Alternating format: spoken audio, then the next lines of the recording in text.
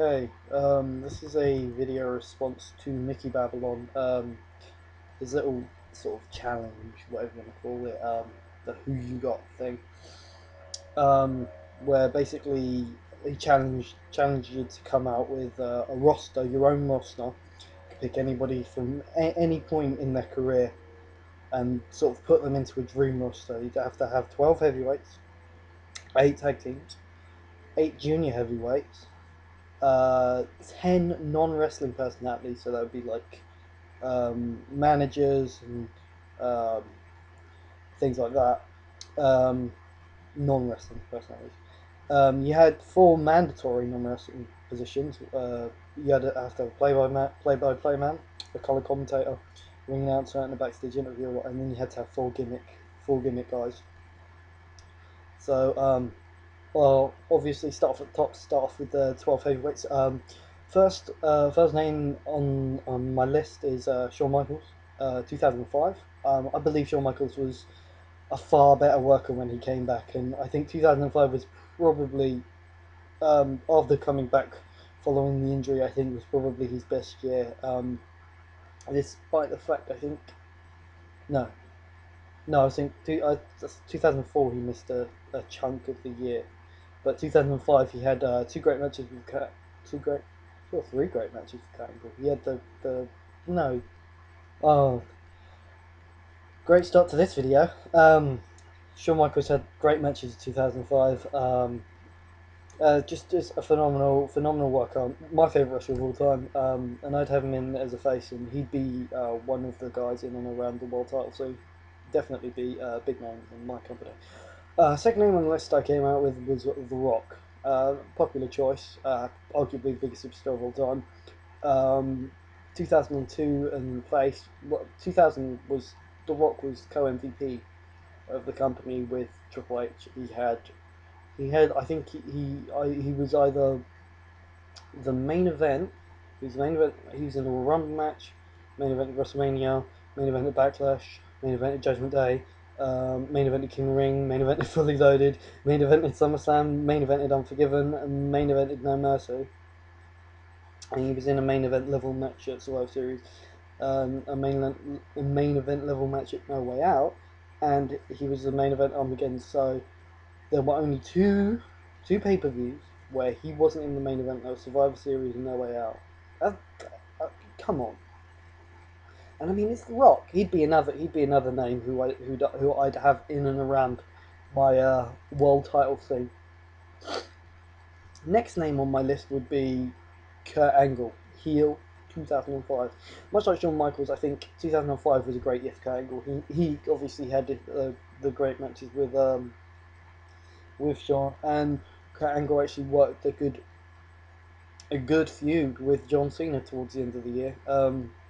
Whilst admittedly John Cena wasn't necessarily the best worker, Kurt Angle got a good few matches out of him. Um, Kurt Angle was, I think he was at his peak in 2005. I think he was absolutely. I think he'd gotten to the point where he could pretty much go out there and have a great match with anybody, and it just shows how great a worker Kurt Angle was in 2005. And I would have him as my champion. He would be my champion. Um, Next man on the list would be The Undertaker. Undertaker 2003 under his American Badass gimmick. Because I just think he had his best matches under that gimmick.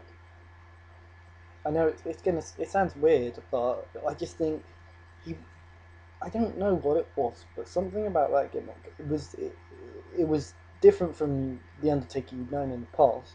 It was a new take on Undertaker. It was a sort of modern Undertaker. I mean, the Dead Man gimmick had sort of gotten old and a little bit stale, and he came back with this brand new sort of shiny gimmick, and he was over. He was serious. I mean, he was over with this gimmick. It's a completely new gimmick that had just sort of been thrown on the fans, and this whole new Undertaker package was nice. It was different. It was fresh. It was good. Um, I have him as a face, and I think he had probably best match with again John Cena. Uh, John Cena's best ever match at Vengeance 2003. So I have Undertaker there as face. we'll forget about WrestleMania 19. Um, next man on the list is another face. A lot of faces to begin with. But don't worry, it evens out. Stone Cold Steve Austin of 1998. Now, there's no doubt that this man was the reason that the WWF stayed alive. I mean, if it wasn't for him bringing on the Attitude, him and Shawn Michaels bringing on the Attitude Era with their the Montreal Screw job, Austin's the double turn at WrestleMania 13, and then the ultimate sort of culmination of those two things meeting at WrestleMania 14 when Stone Cold defeated Shawn for the title. Biggest moment in WWE history, bigger than Hogan winning the title, But I think that was a huge moment, biggest moment in WWE history. And Stone Cold he was again in pretty much every single main event that year. He was he was in the main event No Way Out. He was in the Royal Rumble match, but the WWE title match was the main event. For that show. Obviously, when he was champion, he was in every single main event, and he lost the title. And he refereed a main event as well, but he obviously wasn't at the main event of Survivor Series, and I don't think he was at the main event at the end of the year, but he might have been. I can't remember. I think it was I think he was main eventing Buried Alive match with Undertaker, but I'm not sure. But yeah, Stone Cold Steve Austin, 1998, great worker, fantastic. He was so over. I think this was the peak of his career. It's a shame that what happened, that he was injured at the end of '99, because I think if he'd have carried on the work he did in '98 and '99, he could have been an even bigger star than he is today. I mean, Stone Cold Steve Austin at WrestleMania 16, WrestleMania 2000. I mean, could have been huge. Same with the Undertaker. If Undertaker and Austin had both been at WrestleMania 16, a much better show. Next member of the roster. I keep going for tangents. Sorry, thoughts come into my head bunch of again. Bret Hart, 1997, heel. Bret wasn't necessarily heel the entire year, and this also wasn't necessarily Bret's best year. But I think Bret was incredibly solid this year, and I think he got to the point where, and like Kurt Angle, he didn't have bad matches. I mean, you could put him there against the GOAT and he'd have a great match. It's Bret Hart, one of the best technical wrestlers of all time, if not the best. It's fantastic. I'd have him as a heel.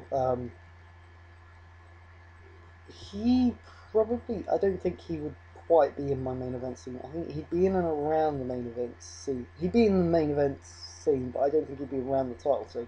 And Shawn Michaels, The Rock, and Undertaker and Austin would be in my title scene, along with the champion. But I think I'd have sort of a few between four men here, including the next three. Bret Hart, 97, as a heel, definitely got to have Bret Hart in that. Brock Lesnar, 2003, tweener.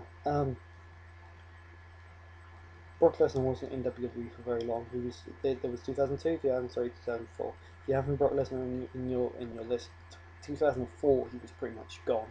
He was there for 4 months, and then he split.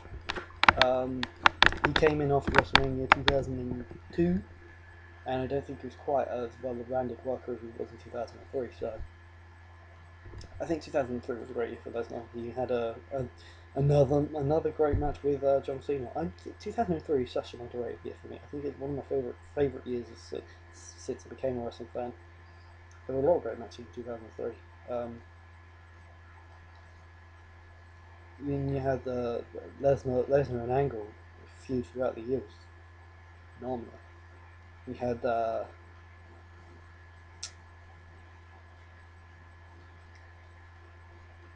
had sort of Evolution starting up, basically dominating Raw. I mean, and into Triple H as the world champion pretty much all the year. You had Goldberg, which was like nice nostalgia year.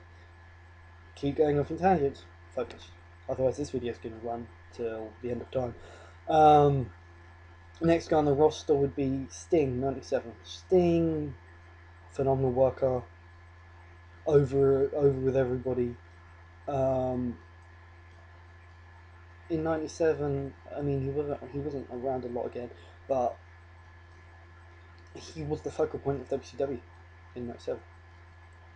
I believe he might be the only guy I'm taking from WCW. No, never mind. Sorry, my bad. Yeah, Sting '97 as a tweener though. I'd have him and I'd have him and Lesnar feuding with Bret Hart and the next man on my list, Chris Jericho, 2009 heel. It wouldn't be a tag feud as such, but they sort of the Canadians and the tweeners would sort of be on similar sort of standing, and you could sort of mix and match, and you could have Jericho versus Lesnar, and Sting versus Bret, and Sting versus Jericho, Bret Hart versus Brock Lesnar. I think any combination of those four guys, you could have great matches there. But Chris Jericho in 2009 was he had that dominant year with 2009. Sorry, I keep blacking out. But in 2009 he no, I'm thinking about 2009, aren't I? I'm thinking about 2009. I don't know. I don't even know. 2009. 2026. Yeah, whatever. Poor Jericho. I can't be bothered to think. CM Punk, 2011, Prenup. He would be. It will come more into light later on when I come out with my 10 non-wrestling personalities, but he would be aligned with Kurt Angle. He would be the guy. He would sort of be like Kurt Angle's. It'd be like if you wanted the title, you had to go through CM Punk and then Kurt Angle. And even when you were facing Kurt Angle, CM Punk would sort of be there and around as well. I'm not saying that I'd have CM Punk be Kurt Angle's bitch, because he wouldn't. CM Punk's loud enough as well. CM Punk he'd be biding his time. He'd be playing a long game, a smart long game, where eventually he'll make sure that everybody will have gone. Kurt Angle will go for everybody, and then when he's weakened, when he's gone over the Rock and he's gone over Shawn Michaels, The Undertaker, Stone Cold Steve Austin, then CM Punk will strike, and that's when he'll take the title or take his shot at Kurt Angle. My final two guys, Randy Savage, 1988, WWF champion, had a great run, phenomenal year for Randy Savage, and Roddy Piper, 85. Savage is face, Piper's heel. Those two would be they would be in a feud, and I think those two would have a great feud. I mean, Savage and Piper, those two could just talk into the building. I honestly think they would have to have an absolutely phenomenal feud. Onto the tag teams. Edge and Christian, 2000 heel. Edge and Christian are arguably the greatest tag team of all time. And I mean, those two have both since split off, won the World Heavyweight and WWE titles. Christian's the current World Heavyweight champion, albeit due to the fact that WWE has nobody else. I honestly I had the idea that maybe you'd have Edge and Christian 2009. I mean, they weren't really together just a tag team, but they were both sort of more well-rounded workers, both main eventers. But I thought, nah, you want to go back to the Clash at ENC 2000. They were the tag champs. They were just phenomenal. They'd definitely be one of the challengers to the tag team champions. So I honestly think the guys that I'm gonna have as tag team champions might actually shock you a bit. So, British Bulldogs, 86 face. Gotta have British team in there. British Bulldogs, you can't argue with them being one of the arguably one of the greatest tag teams of all time. They were a phenomenal team. Davey Boy, great singles wrestler in his own right. Dynamite Kid, another great singles wrestler in his own right. Bringing together a great tag team. They had great matches, great chemistry. They worked great feuds back in the 80s with pretty much everybody they faced. They were brilliant tag team. Third tag team, Legion of Doom. They would be in a feud with next tag team, the Legion of Doom 1990 face. They would be in a feud with Demolition of 1988, who would be twins. Those two tag teams are sort of they're looked at in the same sort of light. That it's really, this would be a collision of who is the greatest of all time. And you could honestly go the long haul with it. And as far as the Demolition tag team, the X Smash, fuck Crush. I think I don't think Crush was even in the group yet. But I'm not sure. Have to check that. But definitely X and Smash. That would be a great tag team feud. World's Greatest Tag Team, 2003, heel. They were called the World's Greatest Tag Team for a reason. I believe they were still Team Angle at this point, but I would go by the name the World's Greatest Tag Team because I preferred that moniker. They honestly believe they were the world's greatest tag team, and arguably they were. They were great workers, great tag team, absolutely phenomenal tag team. They definitely be in and around the title scene as well. Now for my champions. This is shocker. New Age Outlaws, 1988 heel. This is a dubious one because New Age Outlaws often get overlooked when you talk about great tag teams. And I honestly think they are arguably the greatest tag team of all time. Road Dogg and Billy Gunn are never going to be looked at as great singles competitors who had great singles careers. Neither of them really had great careers outside of the tag team, to be fair. But together they were a phenomenal tag team. They could work, and the reason I would put the titles on them is that because they can work with every single team. Every single other team in my tag team division can work with them. Every team, all of them. And that's something you don't have with a lot of tag teams today. I mean, certain tag teams can only work with certain tag teams. A good tag team for me is a tag team that can work with anyone. With absolutely anyone.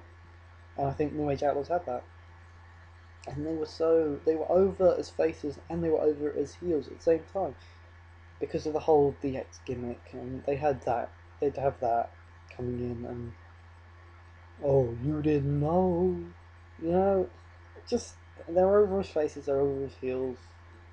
They play heels. They can work with everybody. They were a phenomenal tag team, and I think they get overlooked a bit. I think they get overlooked far too often. Dudley Boys, 2003, face. Dudleys were well established at this point. They were established as one of the greatest tag teams of all time, which they are. I mean, I'm not picking teams that I think are rubbish. I'm picking teams that I think are the best. Definitively,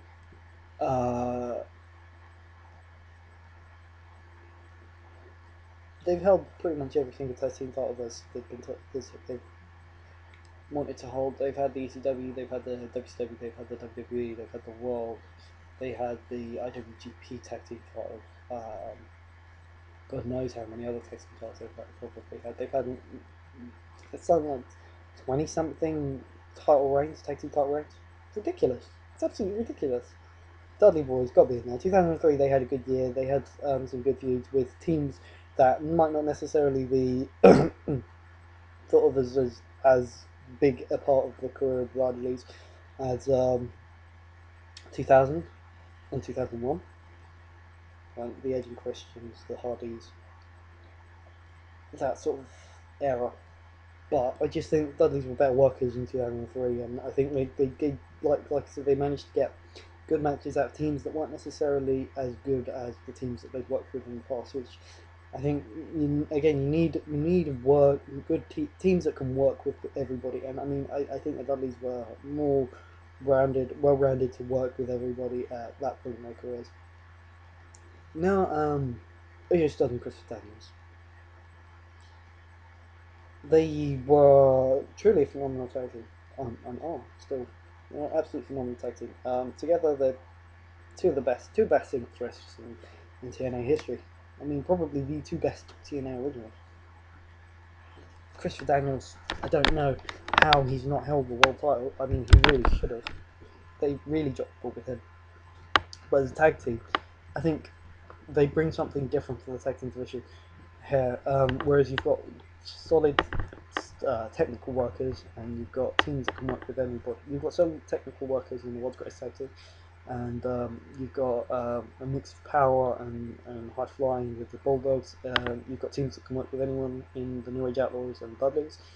I think AJ Styles and Christopher Daniels bring a different edge to it. They've got the high flying element to it. They've got, and they can work. They can wrestle as well. They're great wrestlers and they're great high flyers. So all round, they are great tag team. Um, Moving on, 8 junior heavyweights. Ricky Steamboat, 87. He had a great match with Randy Savage at WrestleMania 3. He had the great Intercontinental title run. He'd be my champion. Kyushin Thunder Liger 2000, face. Ricky Steamboat would be face. What can you say? Guy's a legend. Guy's one of the greatest of all time. Anybody who hasn't heard of him should go look him up. I mean, he's a fantastic worker. Chris Benoit, 2004. Who I know he's in the world title scene and he was face. I don't think Chris Benoit has enough of a personality to be distinctively heel or distinctively face. So you put him in as a tweener, or at least I do. Owen Hart, 94. Owen Hart. It's Owen Hart. He was always overshadowed by Bret because Bret was such a great technical worker. But Owen Hart was another great wrestler. It's a shame that it's a shame. There's the story of Owen Hart is a sad one. Similar to the story of Chris Benoit. Well, not really, but I mean, it's a tragedy. It's a wrestling tragedy that a lot of fans look back on with bad memories of, because I think Owen Hart was definitely somebody who was overlooked. He was definitely overlooked at times because he should have been WWF champion. He should have held that title. And 94 would have been the year to put it on him for me.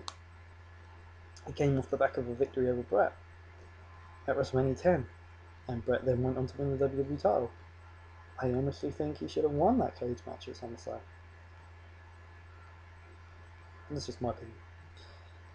Rey Mysterio 2004 face. Rey Mysterio is Rey Mysterio. We all know how good a worker Rey Mysterio is. There's no anybody that doesn't put him in this is kidding themselves. This guy's technically high flyer, one of the best of all time. Bryan Danielson, heel, 2006. Great technical wrestler, absolutely phenomenal technical wrestler. There's no doubt that Bryan Danielson is arguably the best wrestler on the face of the earth right now. He just had this really mean streak about him during this time, and I sort of really want to bring that in there because I mean a lot of this is about there's a lot of technical wrestling. I mean he's got that Chris. I'd love to see Chris Benoit versus Bryan Danielson. I mean honestly that would be such a phenomenal match. Those two. I mean Bryan Danielson gets a lot of comparisons to Chris Benoit, at least in his wrestling style. Those two in the ring together would be, I think it'd be magic. I think it'd be absolutely magic. Kenta, 2009. Tweener. There's so many things that have been said about Kenta. I mean, he's again another one, arguably the best wrestler in the world right now. I mean, Kenta's had great matches with everybody he's ever stepped into the ring with. He's one of those he's another one of those great superstars who just doesn't have bad matches. He's not a superstar, he's a wrestler. He just doesn't have bad matches. I mean, Noah are lucky to have him because he's one of the people that will go out there and will wear his heart on his sleeve each and every single night. He'll put on his best performance every single night. And if Noah didn't have him, I think Noah would be in far more trouble than they are now. Great worker, just all round fantastic. Eddie Guerrero, 97, heel. I like Guerrero at this time. As a junior heavyweight, he was in that sort of junior heavyweight division when he was working matches with the likes of Dean Malenko and Chris Benoit, Chris Jericho. I like the way Eddie Guerrero worked back then. I mean, he was more about the high flying then than he was when he left and came to WWE. And I think that I prefer that Eddie Guerrero, at least for the junior heavyweights. I mean, the line cheating, stealing gimmick is all good and that, but for a junior heavyweight, not really. I mean, it kind of overshadowed your champion, really. 10 non-wrestling personalities. Paul Heyman 2006, I'd have him as a manager, and he would be managing Kurt Angle and CM Punk. That is why they would be on the same sort of side, if you will. CM Punk and Kurt Angle would both. Well, Kurt Angle would have sort of Paul Heyman saying, it's like trying to have Paul Heyman sort of get in the ear of Punk and be like, help him out. We're on the same team. But Punk would be wise to it, but he would act like he wouldn't. So, Jim Cornette, 2006. Both that, obviously, Heyman would become manager. Cornette, heel manager as well. He'd have New Age Outlaws and Guerrero. Jimmy Hart, 98. He would manage Randy Savage. Scott D'Amore, 2005. He would have a little. I'd have a little sort of.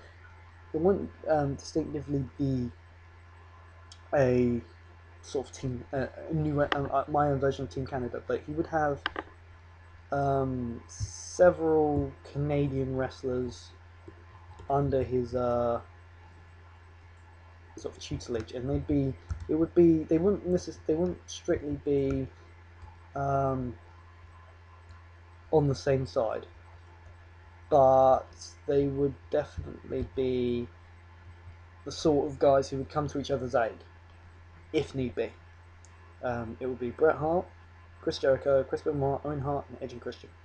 So you've got a nice sort of. Scott D'Amore's got a nice strong group, and I think Scott D'Amore was. This is a great job. Raven would be a manager as well. 96 Raven, and he managed Sting, he managed Lesnar, and he managed Bryan Danielson. I think Raven was definitely. I mean, I'd love to have Raven on the roster as a wrestler, but I think he would actually do a lot. I think he would actually make it.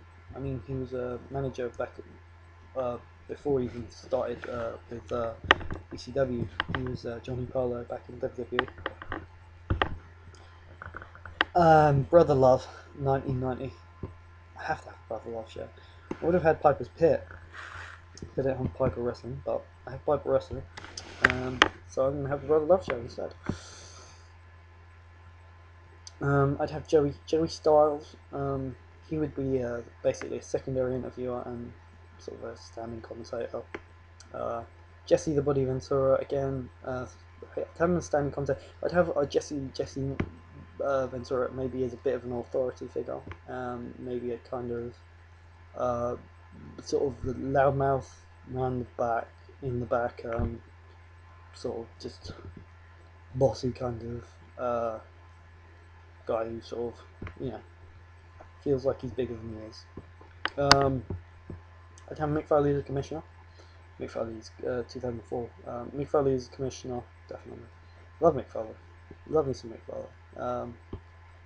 Loved him when he was commissioner. Just think 2004 he was a little bit better on the mic. I mean, he was all about the comedy in 2000. But I think he learnt from that, and he sort of. I mean, he still had the comedy, but he played it smarter, I think, in 2004. And Dusty Rhodes 2005. It's Dusty Rhodes. Don't really need any more explanation. Non-wrestling positions, I'd have my Playboy Playman would be Jim Ross, 1999. Jim Ross was best commentator in the business in 1999. Best commentator in the business right now. Colour commentator Bobby Heenan, 1990. Again, best colour commentator of all time for me. Ring announcer Michael Buffer, 96. He had best announcing voice ever. Backstage interviewer would be Mean Gene Okerlund from 92. I think he learned how to ask questions by that. And my 4 gimmick characters are 4 gimmick characters. 1990 Kamala, 1992 Dog Clown, 2006 Cock Cabana, and here's one that I don't think anybody will have thought of. I think it's quite a good one. Sandman from 1995. I always thought Sandman was a gimmicky kind of character. And you just have him come out, beat people up with the cane, and drink a lot of beer, and you just get cheered for it. I don't think he was necessarily the best wrestler, so I think utilising him as like a bit dark gimmick guy on TV every now and then, I think that's the perfect way to use him. So yeah, that's my roster. This has been longer than I wanted it to be because I did a lot of babbling, and I apologise for that, but do feel free to rate, comment, subscribe, and I'll see ya. Peace.